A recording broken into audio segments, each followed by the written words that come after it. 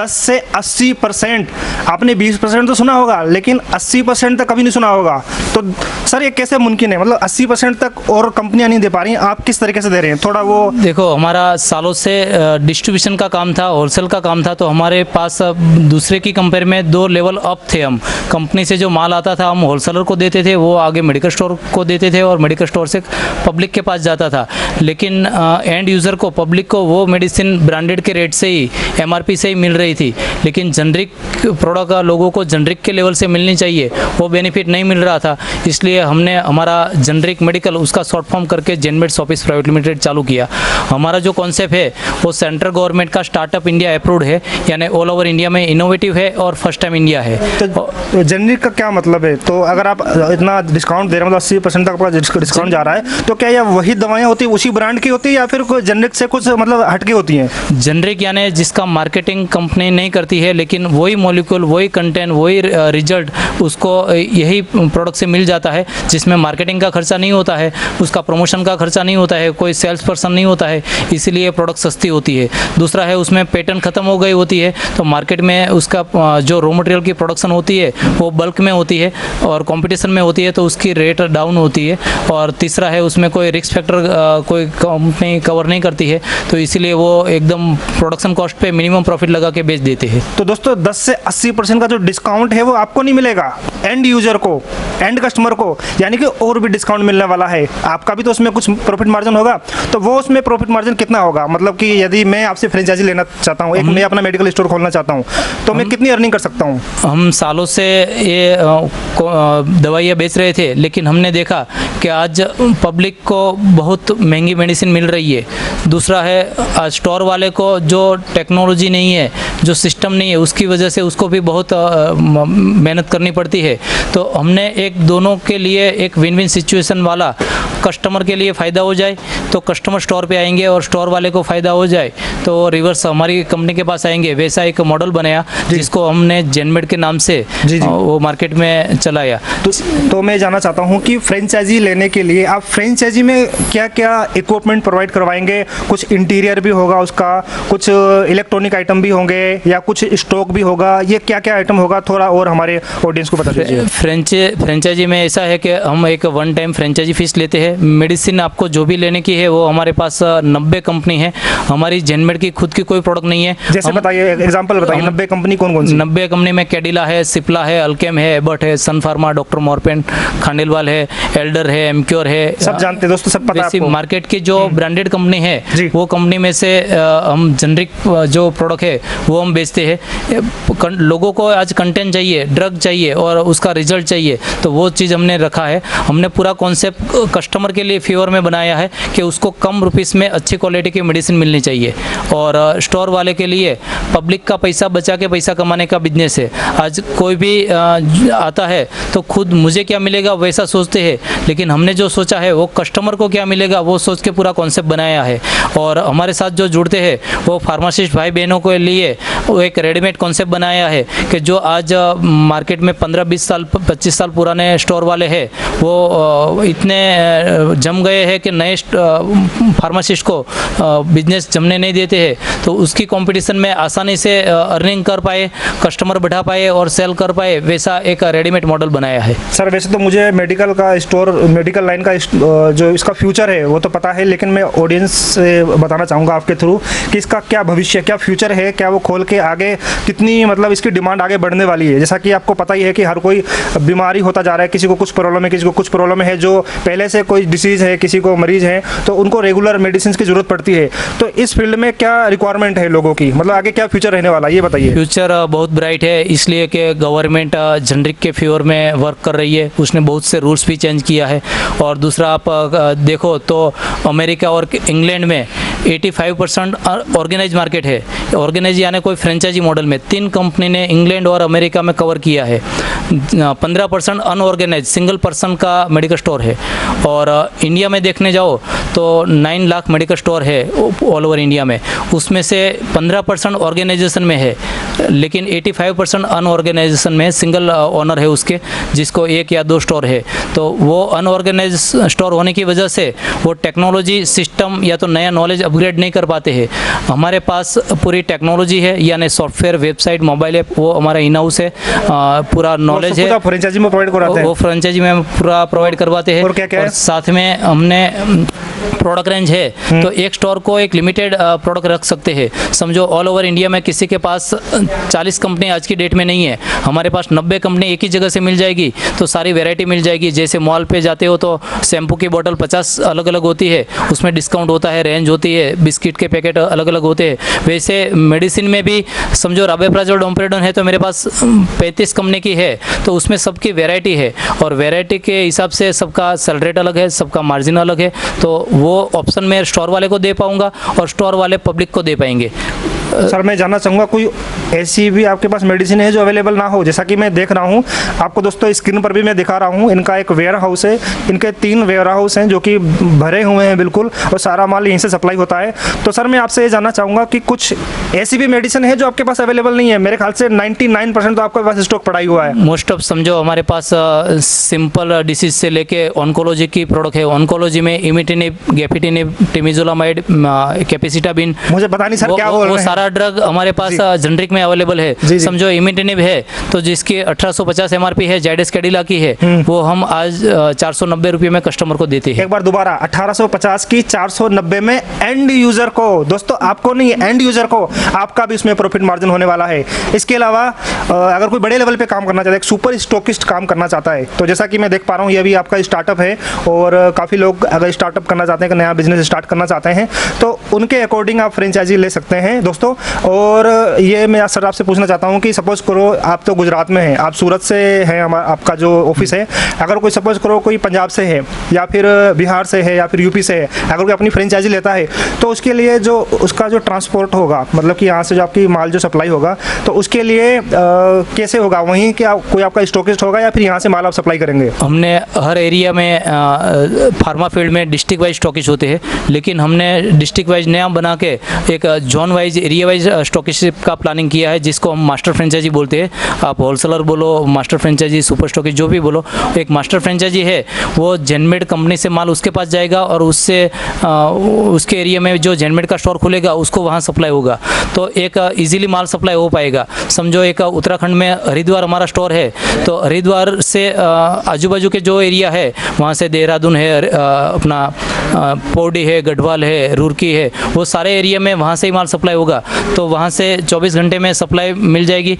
दूसरा है वहाँ लोकल है, तो लोग लोकल वहाँ स्टॉकिस्ट से बात कर पाएंगे और इजीली माल मिल जाएगा, तो उसकी सप्लाई चेन एक मजबूत हो पाएगी। मेरे यहाँ से मैं हरिद्वार वाले को माल पेड करके भेजूँगा, और वहाँ से हरिद्वार वाले जो सेंटर में मेडिकल स्टोर है, वहाँ उसको ट्रांसपोर्टेशन पेड दे के माल सप्लाई करेंगे, ताकि स्टोर वाले को बर्डन ना रहे। तो सर फाइनली बता दीजिए कि इसके लिए कितनी इन्वेस्टमेंट करनी पड़ेगी और क्या और प्रोसीजर होगा, थोड़ा और डिटेल में बता दीजिए। रिटेल मेडिकल स्टोर के लिए 5 लाख रुपये का इन्वेस्टमेंट है, और एक हमारा दूसरा जो मास्टर फ्रेंचाइजी का कॉन्सेप्ट है, जो होलसेलर का है, उसका 15 लाख से 20 लाख का इन्वेस्टमेंट है। तो 5 लाख में जैसा कि आपने बताया, कुछ आपके इलेक्ट्रॉनिक आइटम हो गए, कैमरे हो गए, या फिर कुछ अदर आइटम हो गए, ये भी हैं, प्लस तो साथ में मतलब 5 लाख में 1.5 लाख की मेडिसिन है, 50,000 फ्रेंचाइजी फीस है, 50,000 का एक प्रमोशनल मटेरियल है, और दूसरा 2,40,000 का स्टोर का इंटीरियर बनाने का खर्चा है।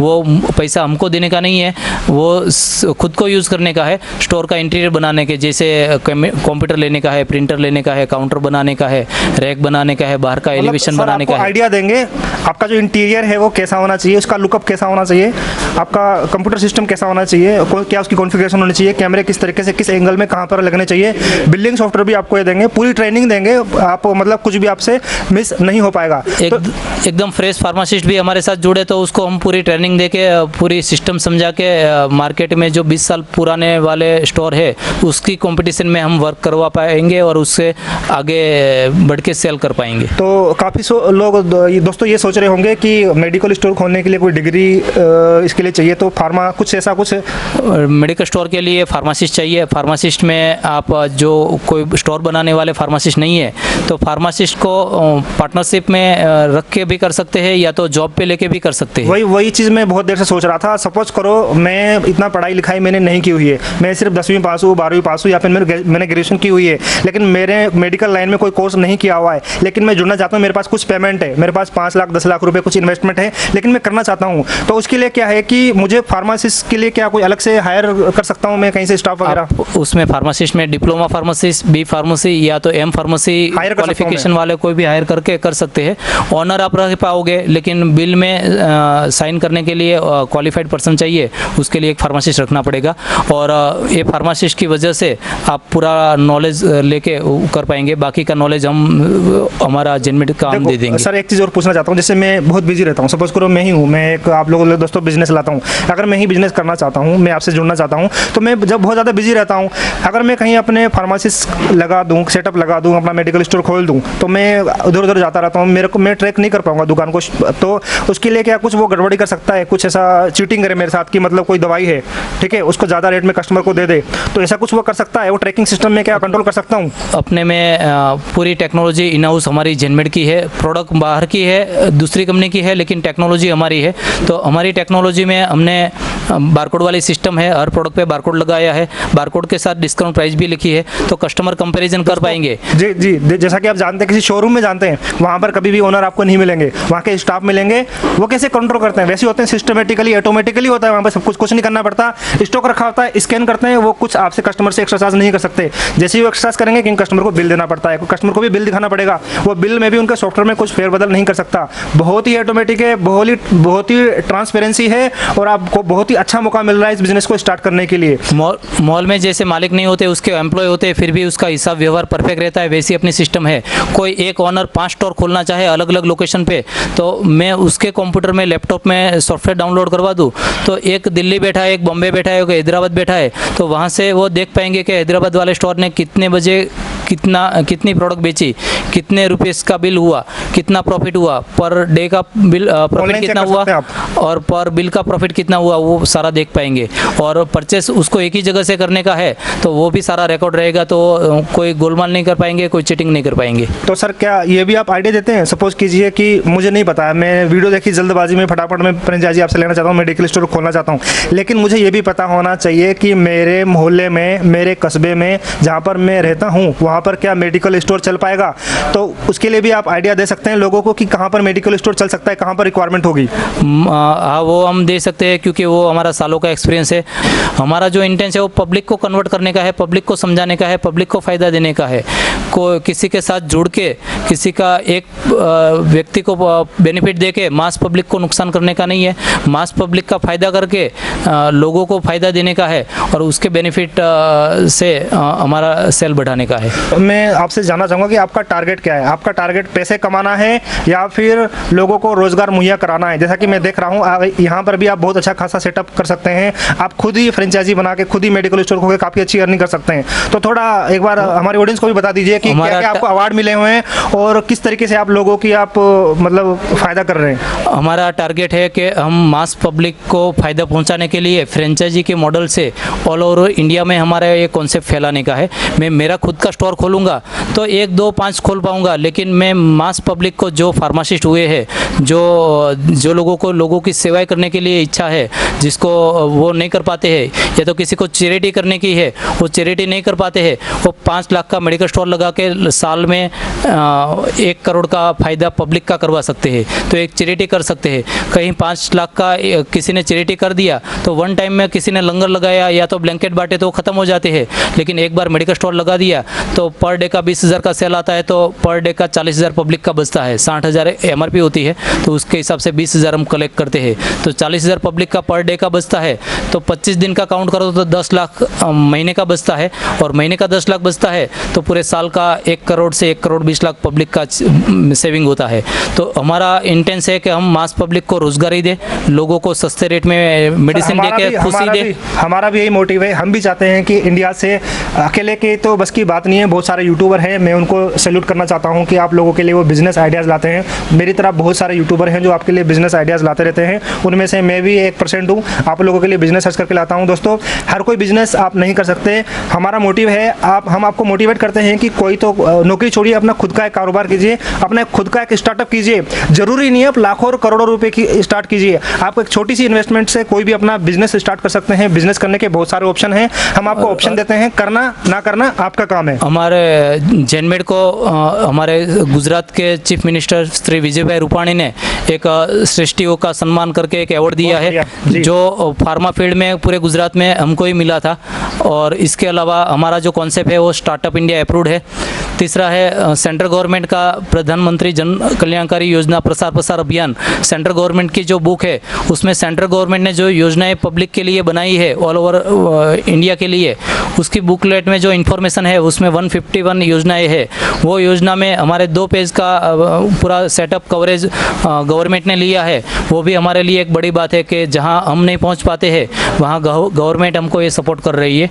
तो गवर्नमेंट भी हमारे साथ है, पब्लिक भी हमारे साथ है, और हमारे साथ जो फार्मासिस्ट भाइयों है जिसने फार्मेसी किया है उसको भी हम साथ में लेके मास पब्लिक को फ़ायदा कर रहे हैं और खुद का उसका भी अर्निंग हो रहा है। तो अपने पास सर्जिकल आइटम, रिहेबिलिटेशन बेल्ट, अपने इंस्ट्रूमेंट, कॉस्मेटिक आइटम, OTC यानी over the counter item, Ayurvedic item और मेडिसिन आइटम, ये सारी प्रोडक्ट में डिस्काउंट है। जो बाकी दूसरे स्टोर पे ओनली मेडिसिन पे ही डिस्काउंट मिलता है, लेकिन हमारे स्टोर पे आयुर्वेदिक, कॉस्मेटिक, OTC और आयुर्वेदिक ये सारी चीज़ में भी डिस्काउंट मिलेगा। और सबसे मेन बात ये है कि मार्केट में जो मिलती है वही प्रोडक्ट पे डिस्काउंट है। ऐसा नहीं है कि कोलगेट पे डिस्काउंट नहीं है, आयोडेक्स पे नहीं है, ये सारी ब्रांडेड चीज़ पे भी डिस्काउंट है। तो हमारा ये थर्ड पार्टी जजमेंट है। थोड़ा नामी ग्रामी सर, जैसे आपने कोलगेट बताया, या कुछ और हमारे लोगों को बता दीजिए ताकि वो ये ना समझें कि कुछ आपके अलग से प्रोडक्ट हैं। नहीं, हमारी खुद की कोई प्रोडक्ट नहीं है। बड़े वाले ब्रांड बता दीजिए। कोलगेट है, आयोडेक्स है, विक्स बाम है, कायम चूर्ण है, लक्स साबुन है, सेवलॉन लिक्विड है, वैसा अपना डीओ स्प्रे में नेविया है, अपना सब जानते हैं लोग। वाइट स्टोन का डीओ है जी। डव शैम्पू है, पेंटिन शैम्पू है, हेड एंड शोल्डर शैम्पू है। तो ये सारे शैम्पू, टूथपेस्ट, साबुन अप टू 80% ये सब में डिस्काउंट है। Okay okay. तो दोस्तों बने रहिए हमारे YouTube चैनल पर। मैं बस आप लोगों से यही गुजारिश करता हूं कि इस चैनल को ज़्यादा से ज़्यादा सब्सक्राइब कीजिए और ज़्यादा से ज़्यादा इस वीडियो को शेयर कीजिए। और इस वीडियो का जो टारगेट है हमारा, कम से कम आपको 5000 लाइक तो करने ही पड़ेंगे। इतना अच्छा आप लोगों के लिए मैं बिजनेस ला रहा हूँ। तो दोस्तों इस वीडियो को ज़्यादा से ज़्यादा शेयर कीजिए। आप नहीं करते हैं तो हो सकता है किसी और के पास ये वीडियो पहुँच जाए और वो इस बिज़नेस को स्टार्ट करे, अर्निंग करने लगता है, तो आपको दुआएँ देता है। आप लोगों के साथ हमें भी दुआएँ मिलती हैं। और बने रहिए हमारे चैनल को। तब तक चलते हैं किसी नए दूसरे बिजनेस की तलाश में। Okay friend, thanks for watching. Vande Mataram. Vande Mataram.